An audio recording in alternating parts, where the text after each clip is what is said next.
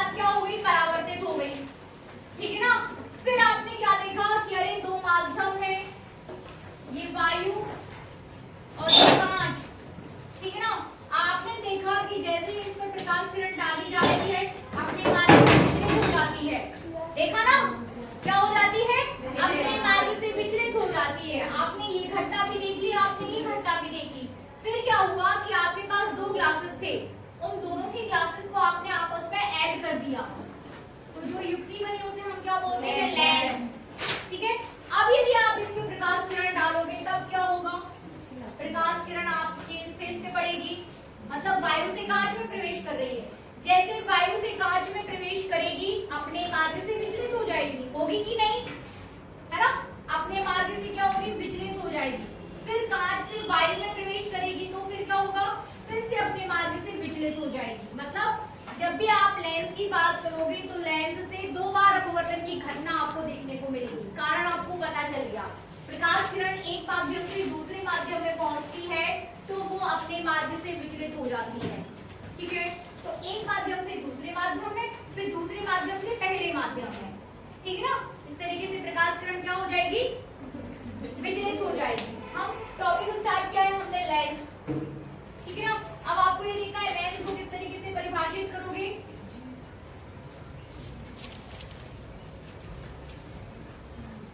दो पारदर्शी फेसेस से मिलकर बना जो युक्ति हो जाएगी वो क्या हो जाएगी, लेंस। लेंस के प्रकार देखिए, आप क्या कर रहे हो, दो फेसेस को मिला रहे हो। आपके पास कई सारे फेसेस हैं, आपके पास एक समतल फेस है, ठीक है ना, आपके पास एक उत्तल फेस है, आपके पास एक क्या है, अवतल फेस है, कई सारे फेसेस हैं। इनसे मिलकर हम क्या बनाएंगे, लेंस, ठीक है ना। इसको उठा लो और इसको उठा लो और मिला दो तो क्या बन जाएगा, कुछ इस तरीके की आकृति आपको मिलेगी, मिलेगी ना, है कि नहीं। यदि मैं इसको डबल कर दूं तो आपको कुछ इस तरीके की आकृति मिलेगी, मिलेगी। यदि मैं इसको एक बार उत्तल और एक बार अवतल ले लूं, मतलब ये आपके पास उत्तल है और ये हो जाएगा आपके पास क्या, अवतल, तो कुछ इस प्रकार की आपको फेसेस देखने को मिले, सेम नहीं है, ठीक है ना। आप सोचोगे एक के दूसरे साइड आपके पास एक उत्तल और एक अवतल, इस टाइप के आपको फेसेस मिलेंगे, ठीक है ना। तो जब समतल और उत्तल को मिलाकर आप कोई फेस बना रहे हो, समतल और उत्तल कॉम्बिनेशन देखिए, समतल प्लस उत्तल, लेंस बनेगा आपका, बनेगा उत्तल प्लस उत्तल, यहां पर भी आपका लेंस बनेगा, ठीक है ना। अवतल प्लस अवतल, यहां पर भी आपका लेंस बनेगा, बनेगा। इसके बाद यदि आप बात करो समतल प्लस अवतल कर लो,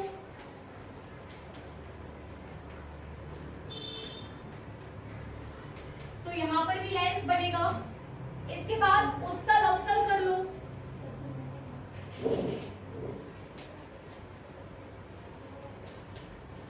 तो जो भी आपके जितने सारे लेंसेस बनेंगे वो सभी क्या हो जाएंगे, लेंस के प्रकार होंगे कि नहीं, है ना।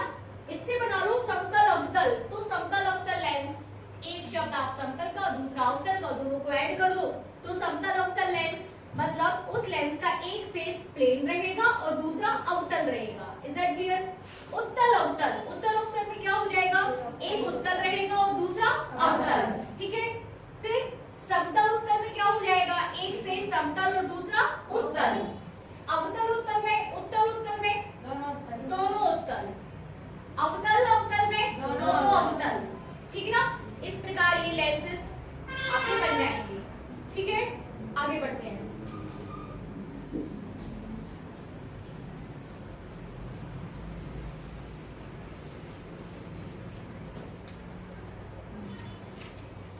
ठीक है, ये देखा आपने लेंस और लेंस के प्रकार। अब लेंस से संबंधित कुछ परिभाषाएं, जिस तरीके से आपने दर्पण जब आप पढ़ रहे थे तो दर्पण से संबंधित कुछ परिभाषाएं देखी थी, जैसे मुख्य अक्ष, जैसे ध्रुव, जैसे फोकस दूरी, जैसे वक्रता त्रिज्या, जैसे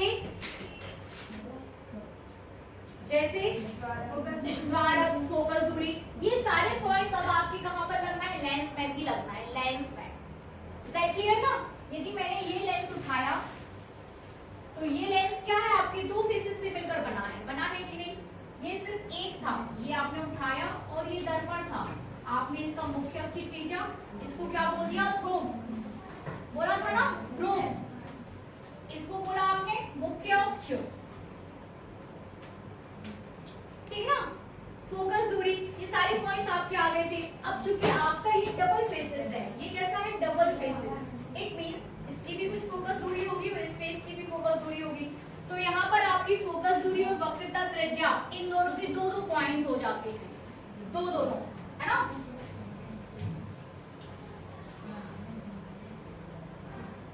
किस तरीके से क्या हो रहा है, क्या चल रहा, यहाँ देखिए,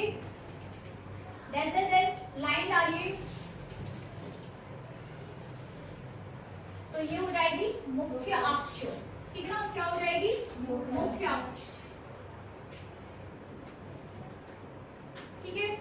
इसको आप प्रकाश केंद्र बोलोगे और O से डिनोट करोगे। वहां ध्रुव को हम P से डिनोट कर रहे थे, पोल, लेकिन ये क्या है? ओरिजिन पॉइंट, इसे आप O से डिनोट करोगे, O से ही करना है, ठीक है ना? ऐसा नहीं करना है कि किसी चित्र में आप उसे M से डिनोट कर दो, किसी को P से, किसी को Q से, नहीं। O मतलब O ही बताएगा आपका कि वो प्रकाश केंद्र है, ठीक है ना? तो ये इसको क्या बोलोगे? ऑप्टिकल सेंटर, ऑप्टिकल सेंटर, प्रकाश केंद्र। क्या दिक्कत है, क्या हो गया? ये प्रकाश केंद्र, ठीक है? अब क्या, इसकी भी फोकस दूरी होगी, इसकी भी फोकस दूरी होगी, इस फेस की भी वक्रता त्रिज्या होगी, उस फेस की भी वक्रता त्रिज्या होगी। तो इस प्रकार ये चीजें कितने प्रकार की हो जाती हैं? दो प्रकार की। ये F1 तो ये F2, ये R1 तो ये R2, ठीक है ना? बनेगा। बाकी मुख्य अक्ष आपके पास है, इसको आप समझ ही रहे हो कि ये प्रथम फोकस, F1 को आप प्रथम फोकस बोल देते हो, F2 को द्वितीय फोकस, R1 को प्रथम वक्रता त्रिज्या और R2 को द्वितीय वक्रता त्रिज्या, ठीक है ना? आगे देखिए, कुछ नियम देखिए इसमें भी। आपतित प्रकाश किरण, मुख्य अक्ष के समांतरित प्रकाश किरणें अपवर्तन के पश्चात, फाइनल अपवर्तन के पश्चात कहां से होके जाती है? द्वितीय फोकस से होके जाती है, ठीक ना? यदि आप उत्तल लेंस की बात करो तो कहां से होके जाती है? द्वितीय फोकस से होकर जाती है। यदि कोई प्रकाश किरण केंद्र पर आपतित होती है, कहां पर? केंद्र पर, तो वो सीधे निकल जाती है। एक नियम ये सीखिए, कैसे निकल जाएगी? सीधे। मतलब ये सारे नियम आपका इमेज जब आप बनाओगे ना इन लेंस से, तो इन नियमों का आप उपयोग करोगे, ठीक है ना? Is that clear? इसकी चित्र परिपाटी समझिए, यहाँ पर इसके दो नियम देखिए, ठीक है ना? उत्तल लेंस और अवतल लेंस, एक आपका अभिसारी लेंस हो जाता है और दूसरा अपसारी, ठीक है ना? अभिसारी और अपसारी का मतलब समझिए, यहाँ तक क्लियर है? आगे बढ़े। ये कुछ बेसिक पॉइंट्स है लेंस को पढ़ने के लिए, ठीक है ना? ये सारी चीजें क्या चल रही है आपकी? बेसिक पॉइंट्स लेंस को पढ़ने के लिए। आगे देखिए इसको,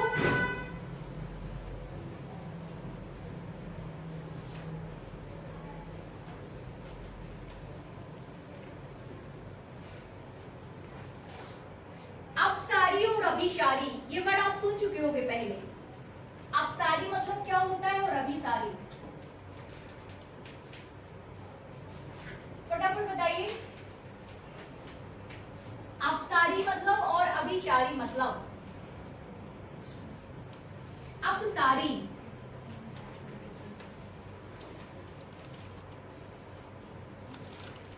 एक वर्ड होता है कंजर्व कर देना और दूसरा वर्ड होता है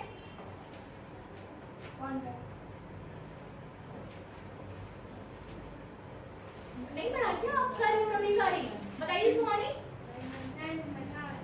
10th में था तो बताओ ना। अपसारी, अपसारी, अभिसारी।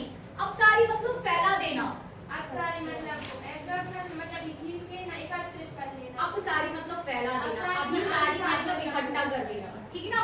अपसारी का क्या मतलब होता है? तो यदि उत्तल लेंस पर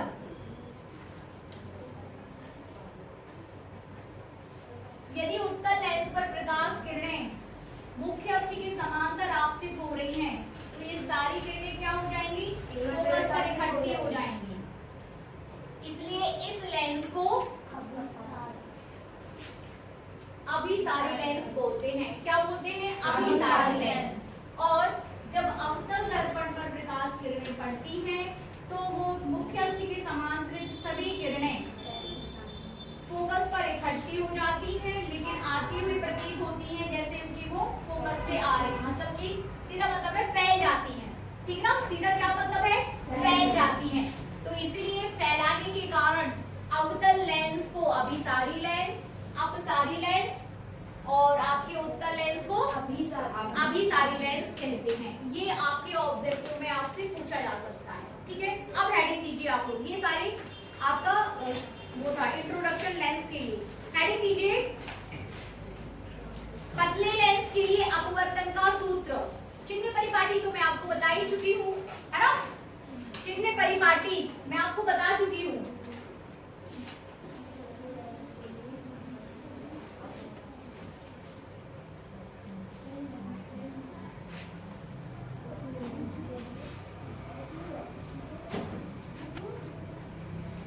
हेडिंग दीजिए, पतले लेंस के लिए अपवर्तन का सूत्र।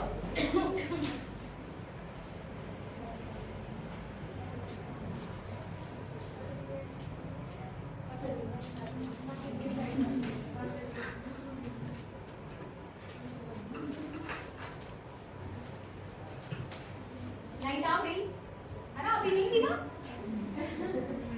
चलिए चित्र बनाना पड़ेगा हमें। पतला लेंस, उत्तल पतला लेंस ले लेते। एक उत्तल लेंस ले लो,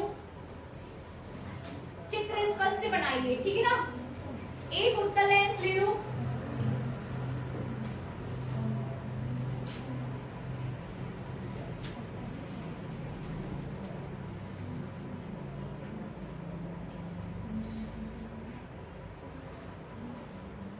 सबसे पहला काम लेंस बनाइए। यहाँ देखिए, सबसे पहला काम लेंस बनाओ। दूसरा काम इसकी प्रकाश अक्ष डाल दो। प्रकाश अक्ष बोल देते हैं इसे हम, ठीक है ना, प्रकाश अक्ष। तीसरा काम मुख्य अक्ष डाल दो।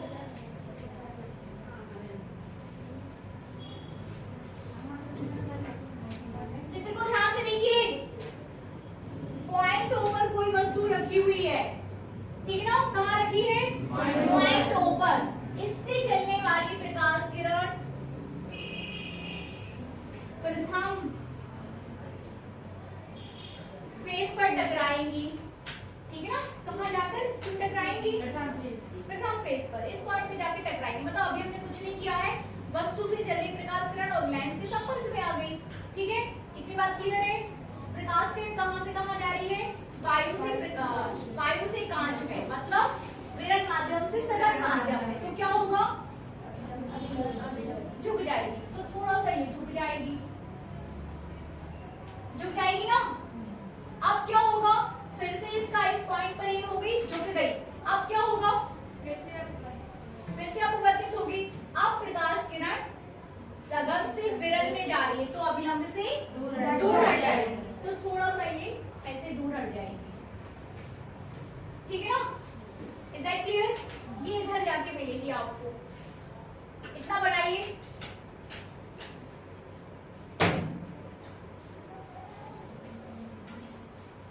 है ना, जबकि आपसे बोला जाए तो ये नहीं झुकती नहीं, ये अभिलंबी से यदि दूर नहीं हटती ये वाली प्रकाश किरण, तो कैसे निकल जाती है, ऐसे सीधे निकल जाती है, निकलती ना। इधर भी बनाइए, बनाइए इतना समझ के बनाए करिए चित्र, है ना। समझ के बनाए करिए। यदि ये प्रकाश किरण यदि यहाँ से अभिलंब से दूर नहीं हटती तो सीधे निकल जाती यहाँ पे, ठीक है ना। तो एक पॉइंट आपका ये आई हो जाएगा, दूसरा हो जाएगा I1। ये पॉइंट आपका O है, इधर भी नाम दे दो, बुक के हिसाब से दे देते हैं। एक पॉइंट P दे दो, P Q R, इस पॉइंट को P दे दीजिए, ये Q, और इधर इसको बाहर निकाल दो R की तरफ, R हो जाएगा, ठीक है। जो आपको डैश वाली को R। हम क्या निकालने जा रहे हैं, पतले लेंस का अपवर्तन सूत्र।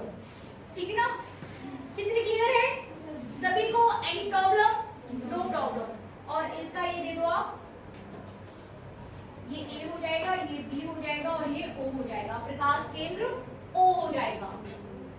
ठीक है, आगे देखिए चित्र पर यदि हम बात करें तो देखिए एक वस्तु का प्रतिबिंब, नहीं लिखिए मत, मैं समझा रही हूँ आपको, तो थोड़ा सा समझने की कोशिश करिए चित्र को। आप इसमें क्या कर रहे हो, प्रतिबिंब का प्रतिबिंब बना रहे हो, ठीक है ना। इस पर आप क्या कर रहे हो, प्रतिबिंब का प्रतिबिंब बना रहे हो, मतलब इस फेस के द्वारा बना प्रतिबिंब दूसरे के लिए वस्तु का कार्य करेगा और फिर वो वाला प्रतिबिंब फाइनल प्रतिबिंब बनाएगा आपका आई पर।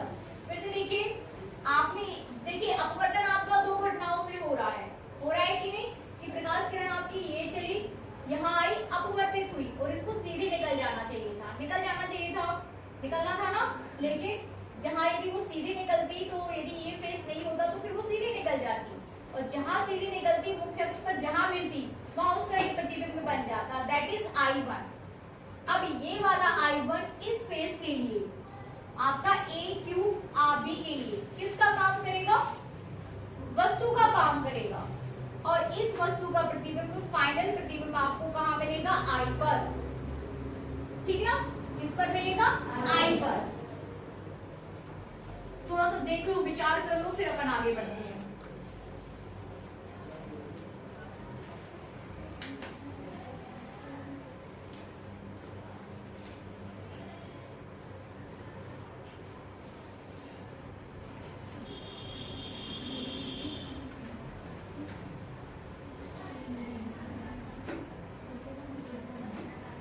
आगे बढ़े, लिखिए सूत्र, लिखिए म्यू बाई वी माइनस सूत्र, mu by V minus 1 upon you,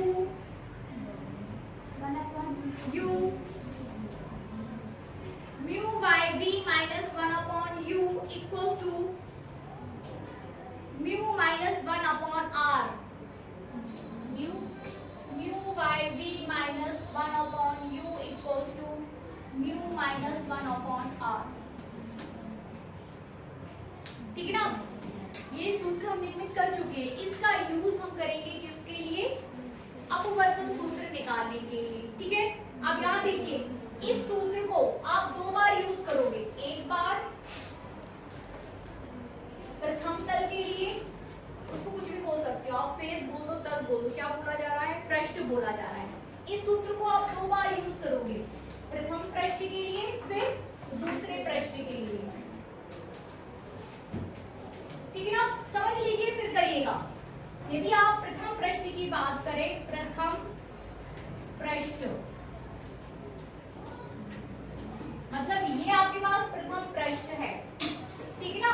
इस प्रथम पृष्ठ के लिए म्यू आपका म्यू ही रहेगा, वी आपका क्या हो जाएगा, वी डैश, ठीक है ना, वी आपका वी डैश, यू आपका क्या हो जाएगा, म्यू म्यू ही रहेगा, और आर क्या हो जाएगा, R1। यदि प्रथम फोकस की बात करें तो आर क्या हो जाएगा आपका, R1। ये सारे पॉइंट्स इसमें पुट कर दो और बताइए कि कितना आया। म्यू आपका म्यू ही रहेगा, ठीक है ना, u u dash, u u ही रहेगा, यू भी यू ही रहेगा, यू क्या रहेगा, यू ही रहेगा। तो ये आप प्रथम पृष्ठ की बात कर रहे हो, यू यू ही रहेगा, और बताइए कितना आया, mu upon V dash minus 1 upon U is equal इसे टू दे दीजिए समीकरण ए। ये आपने समझ रहे ना क्यों किया, दो बार अपवर्तन हो रहा है, इसलिए दो बार आप इस सूत्र का उपयोग करोगे, पहले प्रथम पृष्ठ के लिए, उसके बाद द्वितीय पृष्ठ के लिए। तो कितना आया आपके पास, यू आप कर रहे हो, ये पैर कैसे रखे हो और कैसे पढ़ाई हो जाएगी आपकी, बताइए। कुछ नहीं बोला है मैंने आपसे, आपको सूत्र दिया है और आपसे बोल रही हूँ कि यू की जगह इस वाले सूत्र में, ठीक है ना, इस वाले सूत्र में म्यू की जगह म्यू रहने दीजिए, अपवर्तनांक है, वी की जगह वी डैश कर दो, प्रतिबिंब की स्थिति बताता है वी, यू यू ही रहेगा, ठीक है ना, और आर आपका क्या हो जाएगा, R1। पुट कर दीजिए, तब आपके पास आ जाएगा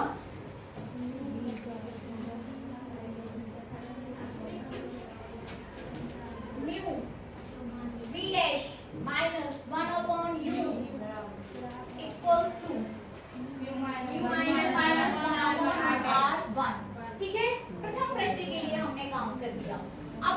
बात करेंगे?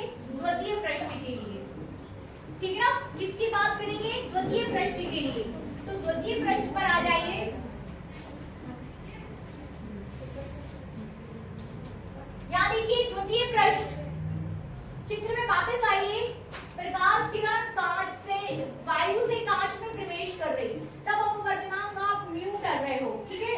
फिर इसका जस्ट अपोजिट, आप प्रकाश किरण कांच से वायु में प्रवेश कर रही है, तो म्यू क्या हो जाएगा? 1/म्यू।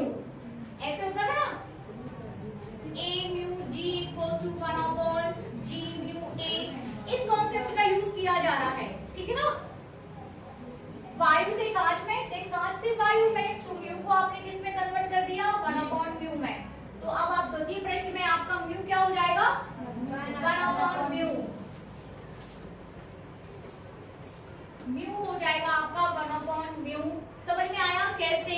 फिर अब आपको क्या लेना है? v। v का क्या हो जाएगा? v ही रहेगा, ठीक है ना? प्रतिबिंब, फाइनल डिस्टेंस है आपके प्रतिबिंब बनने की, इसके द्वारा फर्स्ट पृष्ठ के द्वारा बना गया प्रतिबिंब दूसरे पृष्ठ के लिए वस्तु का काम करता है और दूसरा पृष्ठ ही फाइनल प्रतिबिंब हमें देता है। Is that clear? हमसे बना प्रतिबिंब आपके लिए वस्तु का काम करेगा और आप फाइनल चित्र दोगे, ठीक है ना? तो आपका v फाइनल v है, अब ये v डैश नहीं। अब u कितना हो जाएगा आपका? u सभी दूरियां आपकी प्रकाश केंद्र से ली जाती हैं, ठीक है ना? तो u हो जाएगा आपका v डैश। u क्या हो जाएगा? v dash. होगा कि नहीं? क्योंकि द्वितीय पृष्ठ के लिए जो दूरी है प्रतिबिंब की, वो इस पृष्ठ के लिए वस्तु का काम कर रही है, ठीक है ना? तो प्रकाश केंद्र से उस प्रतिबिंब की दूरी कितनी थी आपकी? v dash. तो u equal to v dash और r equal to R2। Put कर दो।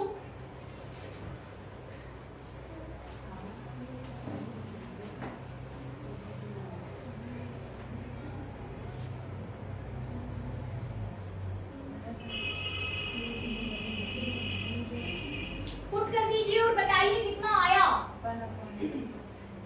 1/म्यू v dash minus 1/v dash equal to 0।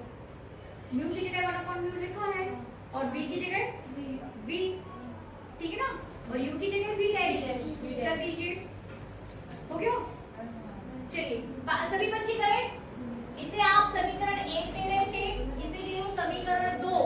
अब हम समीकरण 3 बना रहे हैं, बना दो ना। यहाँ पर म्यू की जगह कितना लिखना है? 1/म्यू। v की जगह v डैश की जगह v। इसमें देख रहे हैं ना, इसके लिए बना रहा है भाई, इसके लिए v की जगह v, फिर माइनस 1/u की जगह v डैश, 1/म्यू माइनस 1/r2। अब करो इसको सॉल्व, आगे थोड़ा सा सॉल्व करिए इसको। 1/म्यू v dash minus 1/v dash is equal to 1 minus mu upon mu r2। ठीक है? इसमें अपन ऐसा कर सकते हैं कि दोनों पक्षों में, इस और इस पक्ष में म्यू से गुणा करने, मतलब कि देखिए कितना आ रहा है दोनों पक्षों में।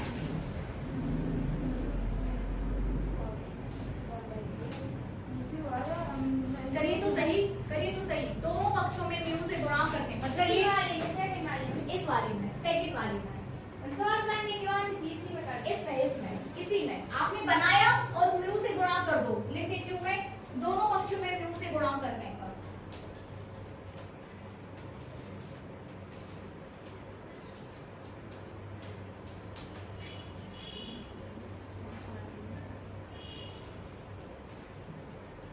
दोनों पक्षों में म्यू से गुणा करने पर कर दीजिए, बताइए कितना आया?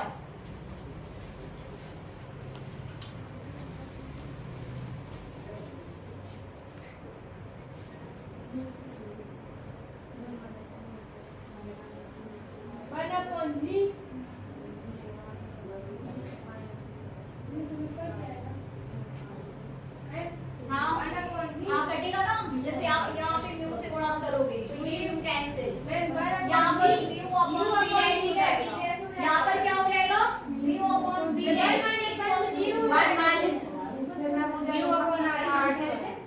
Mu minus 1।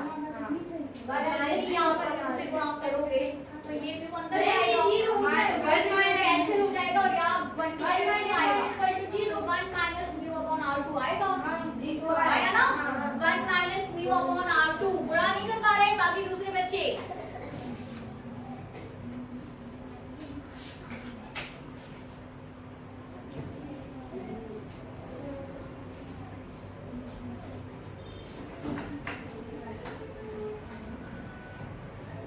दोनों पक्षों में म्यू से गुणा करिए, इसे साफ कर रही हूं मैं। कर दूं? ये समीकरण एक समीकरण 2 और अब हम तीसरा समीकरण बनाएंगे। एक समीकरण 1 था, इसे 2 दे दो, इसे 3 दे दो, ठीक है ना? अब हम चौथा समीकरण बना रहे हैं। यहाँ देखिए, ये पहला था, इसकी कॉपी अपन ने इसको किया, इससे इसको लेके आए और इसी से इसको लेके आए। ठाकुर साहब बन रहा है? नहीं बन रहा है तो आपको कहीं भी u v r1 r2 में दिक्कत हो रही है तो आप प्लीज डिस्कस कर सकते हैं। अपने आप में मत रखिए कि नहीं समझ आ रहा। सॉरी समझ आ रहा? इधर आपको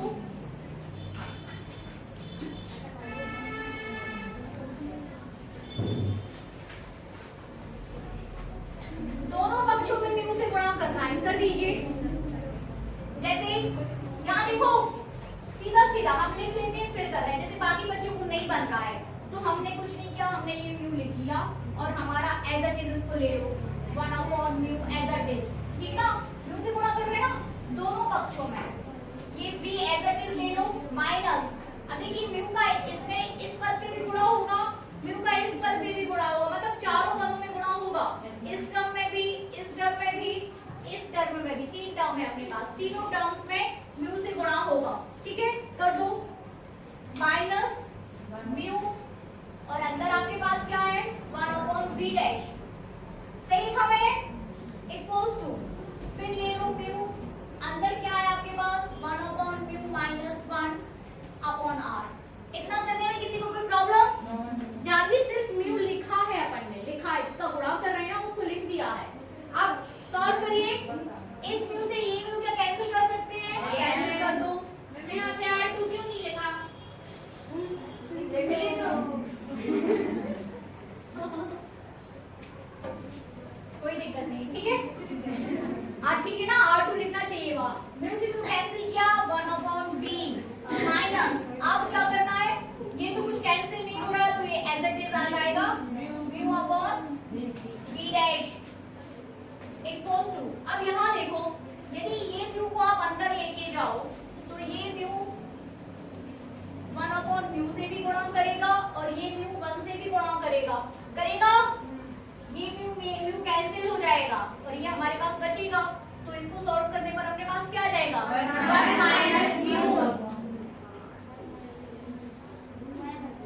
माइनस म्यू अपॉन R2। इसे दे दो क्या? समीकरण 4। 1 2 3 और 4, ये ऐसे आप समीकरण 4 तक पहुंच गए, ठीक है ना? अब क्या करना है?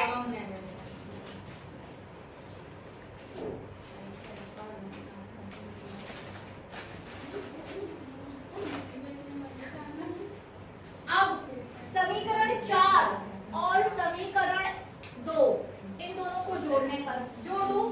देखिए mu by v dash, mu by v dash, इन दोनों को जोड़ दो। समीकरण 2 व समीकरण 4 जोड़ दीजिए और बताइए कितना आ रहा। समीकरण 2 व समीकरण 4 को जोड़ने पर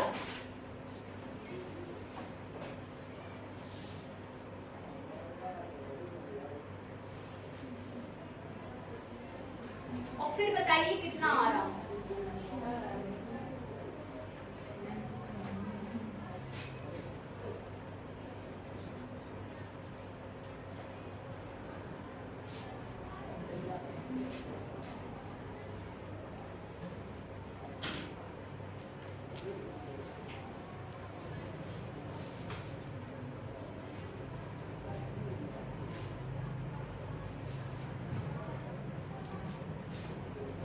समीकरण 2 व समीकरण 4 को जोड़ दीजिए और बताइए कितना आ रहा।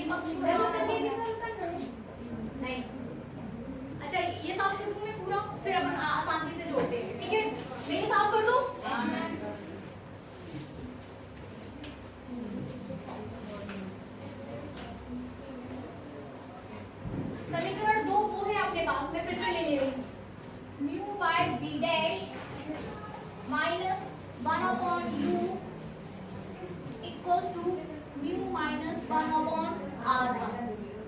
ठीक है ना, यही है। और समीकरण 4 है आपके पास 1 upon v minus mu by v dash equal to 1 minus mu upon r2। यही है। अब मैं इसको साफ कर दे रही हूँ पूरा।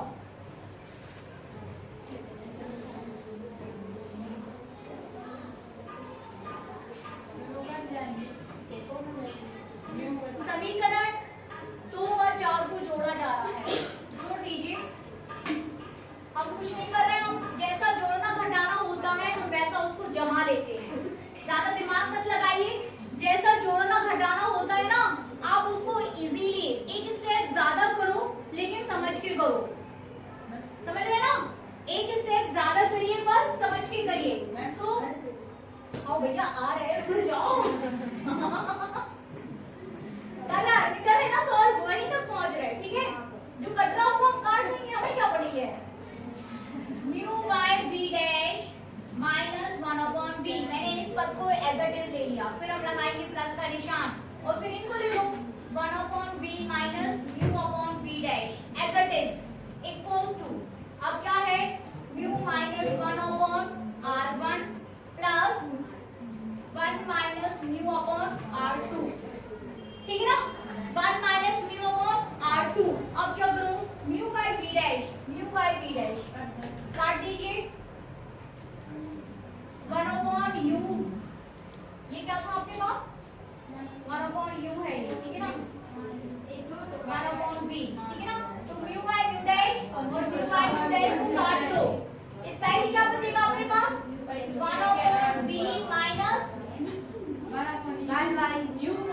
ये कितना था म्यू बाय v डैश था कि 1 अपॉन v डैश ऊपर है ना 1 बाय और नीचे सही में बट गया, एक 1 अपॉन u और एक 1 अपॉन v। हाँ ठीक है ना, ये दोनों कट गए। अब आपके पास बचा 1 upon v minus 1 upon u।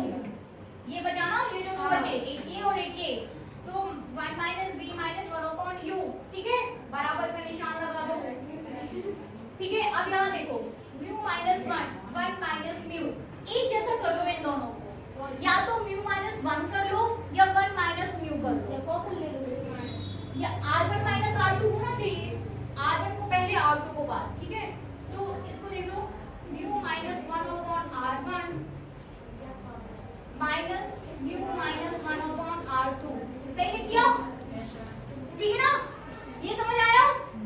Mu minus 1 upon r1 mu minus 1 upon r2। Finally बता दो कितना आ गया 1 upon v minus 1 upon u equals to u mu minus 1 को कॉमन ले लो 1 upon r1 minus 1 upon r2। और इधर तक सभी यस मैम, ठीक है, सभी पहुंच गए। आप क्या करेंगे बताइए, आगे लिखिए। अब थोड़ा सा एक कॉन्सेप्ट लिख लो, लिखो। जब वस्तु अनंत पर होती है तो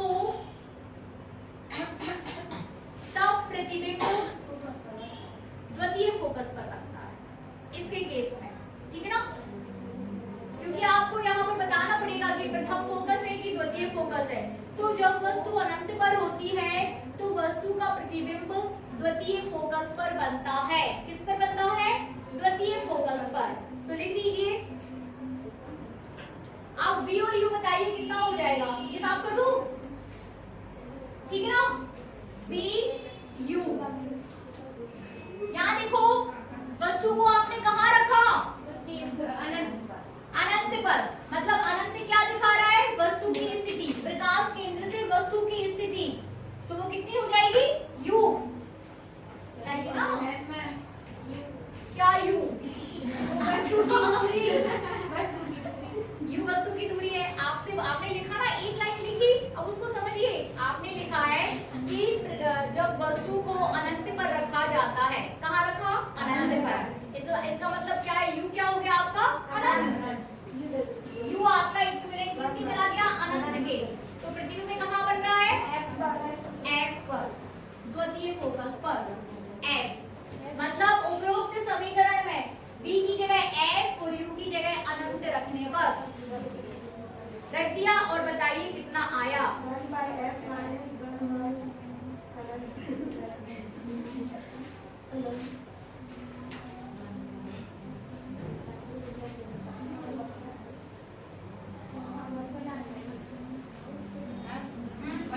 f minus 1 by f naught is equal to mu minus 1 bracket में 1 by r1 minus 1 by r2।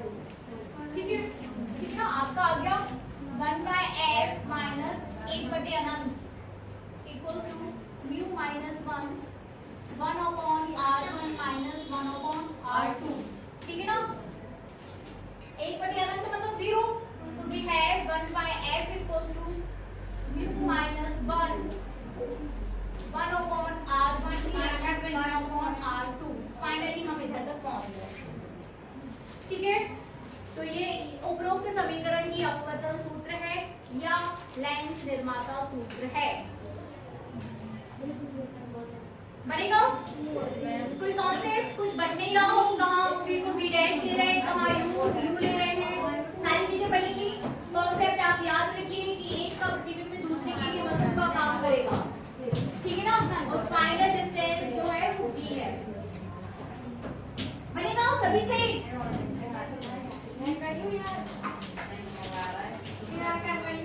अरे यार देखिए क्वेश्चन क्या हो रहा है, क्या चल क्या रहा है। क्वेश्चन लिखिए, एक उभय उत्तल लेंस। क्वेश्चन लिखिए, एक उभय उत्तल लेंस की फोकस दूरी ज्ञात कीजिए।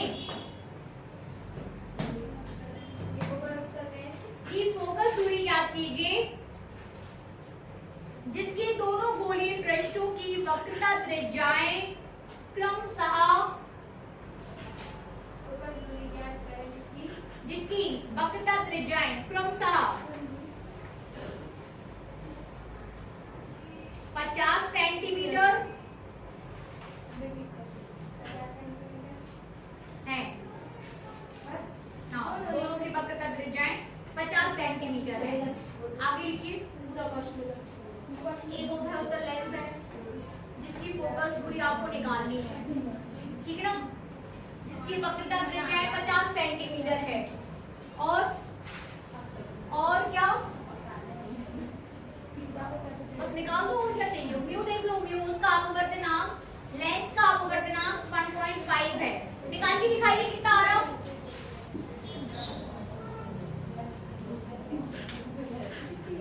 म्यू का मान कितना लेंगे 1.5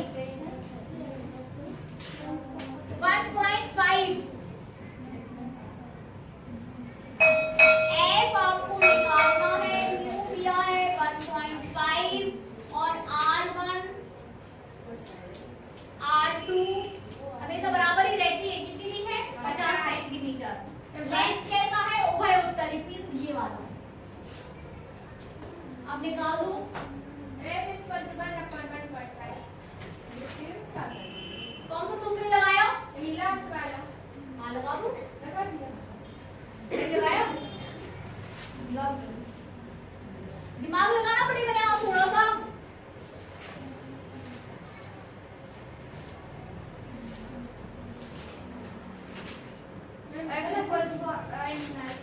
यहाँ देखो सूत्र क्या आ जाएगा, यहाँ देखिए मैं -1 नहीं किया, एक सेकंड। हाँ 1/f equal to mu minus 1 upon r1 minus 1 upon ये तो नहीं जीरो हो गया 1 अपॉन r2। नहीं ये देखिए, जब भी आप न्यूमेरिकल सॉल्व करने जाते हैं, जब भी ऑप्टिक्स में जब भी आप न्यूमेरिकल सॉल्व करने जाते हैं, आपके दिमाग में चिन्ह परिपाटी होना चाहिए।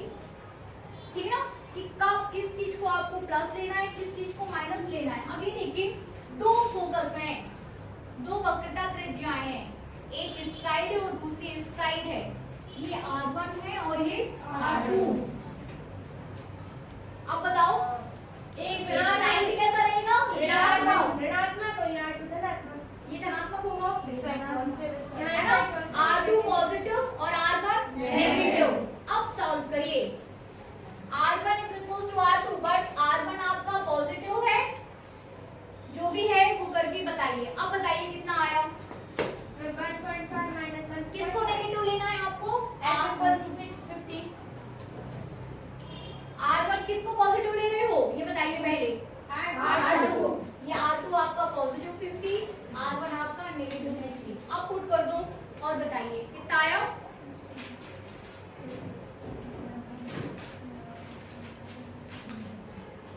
50 centimetre is the right answer.